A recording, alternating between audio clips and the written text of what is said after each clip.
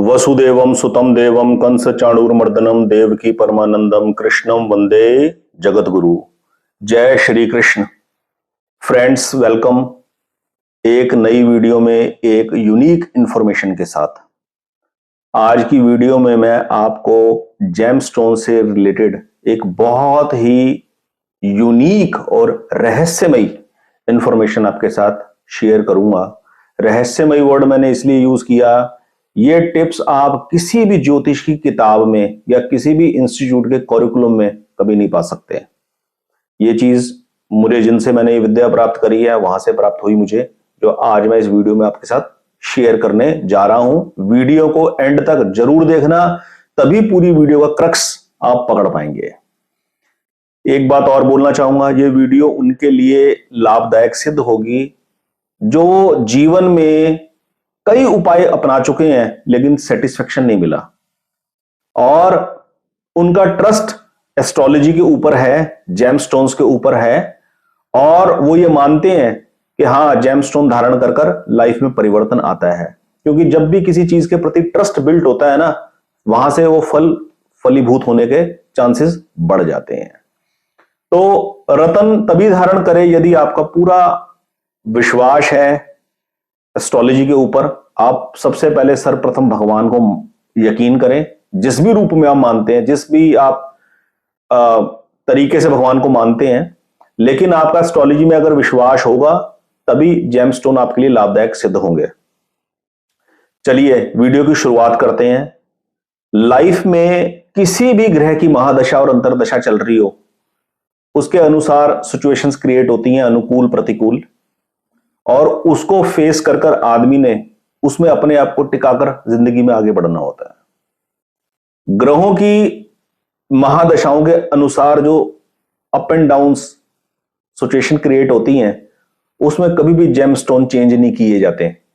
Gemstone धारण करने का नियम होता है, लाइफ में जिस ग्रह का तत्व आपको चाहिए उसको ग्रहण किया जाए जेमस्टोन के थ्रू, और बस फिर परमात्मा के सपुर्द होकर, समर्पित होकर अपने कर्म में लग जाएं। फिर किसी कंफ्यूजन में पड़ने की जरूरत नहीं है।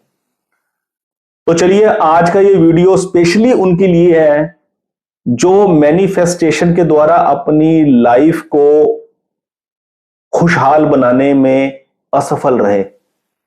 बड़े कोर्सेज आज की डेट में चले हुए, लॉ ऑफ अट्रैक्शन, हम जैसा सोचते हैं वैसा हमारे जीवन में होना शुरू हो जाता है।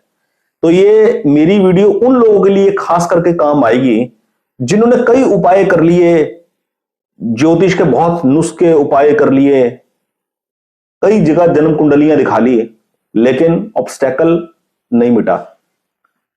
और आज की इस वीडियो में मैं आपको बताने जा रहा हूं कि जन्म कुंडली का लग्नेश, लग्न भाव का स्वामी किन भावों में स्थित हो और किस परिस्थिति में हो लगन भाव, तो जातक को हर हाल में लग्नेश से संबंधित ग्रह का नग धारण करना ही पड़ता है, करना ही चाहिए।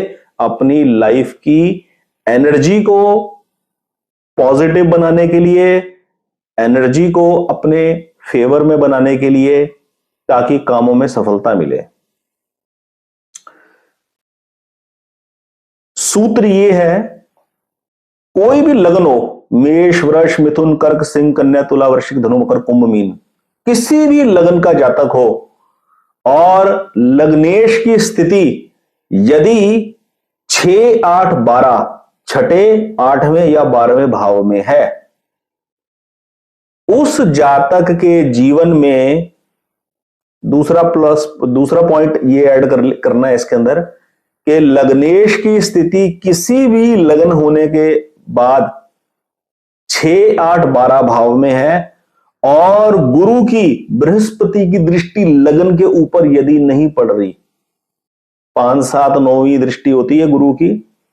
गुरु की प्लेसमेंट D1 चार्ट के अंदर, लगन चार्ट के अंदर ऐसे भाव में है कि उनकी अप्रोच, उनकी दृष्टि, उनकी प्लेसमेंट लगन भाव में नहीं है, और लग्नेश जाके बैठ गया 6, 8वें, 12वें भाव में।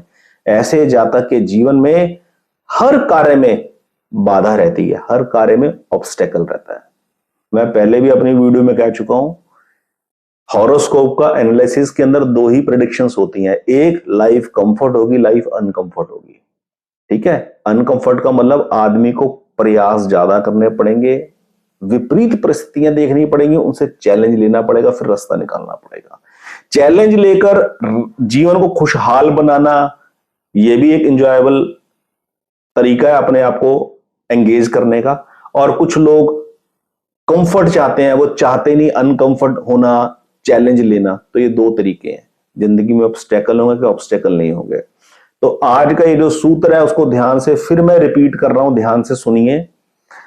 किसी भी लग्न की जन्म कुंडली हो, लग्नेश की स्थिति छठे भाव, आठवें भाव और 12वें भाव में हो, और गुरु की प्लेसमेंट 12 भावों में से किसी ऐसे घर में हो कि उसकी पंचम, सप्तम, नवम दृष्टि लगन के ऊपर नहीं पड़ रही, यानी कि गुरु ना तो लग्न भाव में बैठे हैं और ना ही लगन को देख रहे हैं, और लग्नेश बैठा है छठे में, आठवें या 12वें में, किसी एक भाव में। लाइफ में ऑब्स्टेकल होंगे, वो जातक अपने जीवन में हर क्षेत्र के अंदर प्रतिकूलता फेस करेगा, ऑब्स्टेकल फेस करेगा। इसका जो तोड़ है, इसका जो निचोड़ है वो ये है, इसकी रेमेडी, अचूक रेमेडी उस ग्रह से संबंधित लग्नेश का, लग्नेश जो भी ग्रह है उससे संबंधित नग धारण करे। सूर्य है तो माणिक धारण करे, चंद्र है तो मोती धारण करे, मंगल है तो मूंगा धारण करे, बुध है तो पन्ना धारण करे, गुरु है तो पुखराज धारण करे, शुक्र है तो हीरा धारण करे। ठीक है, शनि है तो नीलम धारण करना पड़ेगा। राहु केतु का नग धारण कभी भी करने की कोई जरूरत नहीं है, कोई जरूरत नहीं है। ठीक है, यह बिल्कुल सीधा, सरल और सटीक उपाय मैंने आपको बताया है जेमस्टोन का।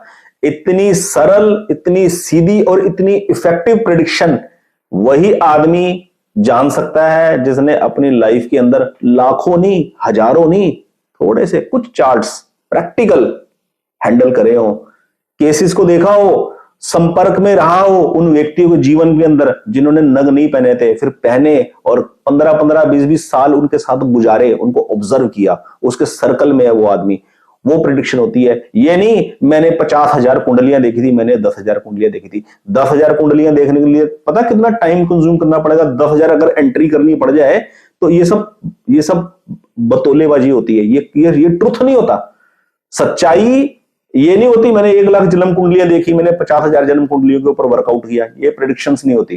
प्रेडिक्शन होती है किसी आदमी के जीवन में ऑब्स्टेकल है, प्रॉब्लम है, वो आदमी नग धारण करे और पहनाने वाला 5 साल, 10 साल, 15 साल, 20 साल उसको ऑब्जर्व करे, देखे, उसके साथ बिताए हो, तो पता लगेगा प्रैक्टिकली हाँ सर्कमस्टांसेस में कहां बदलाव आया, कैसे मानसिकता बदली, कैसे लाइफ परिवर्तित हुई, जिन प्रॉब्लम्स को लेकर आदमी इशू बना के बैठा हुआ था। तो ये है आज का सूत्र।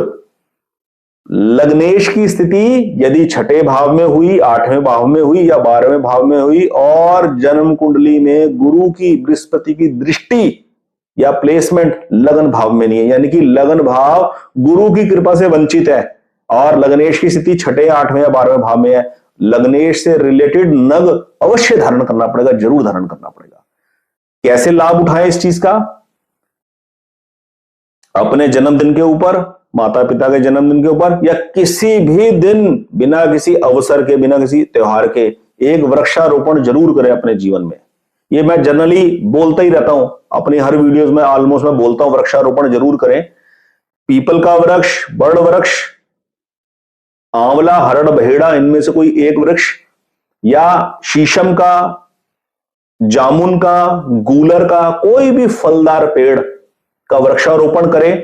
उसका जल सिंचन जरूर करें। ये नहीं पेड़ खरीदा, पौधा खरीदा नर्सरी से 100 रुपए का, 200 रुपए का, और जाके कहीं प्लांट कर दिया, उसके बाद मुड़ के देखा नहीं।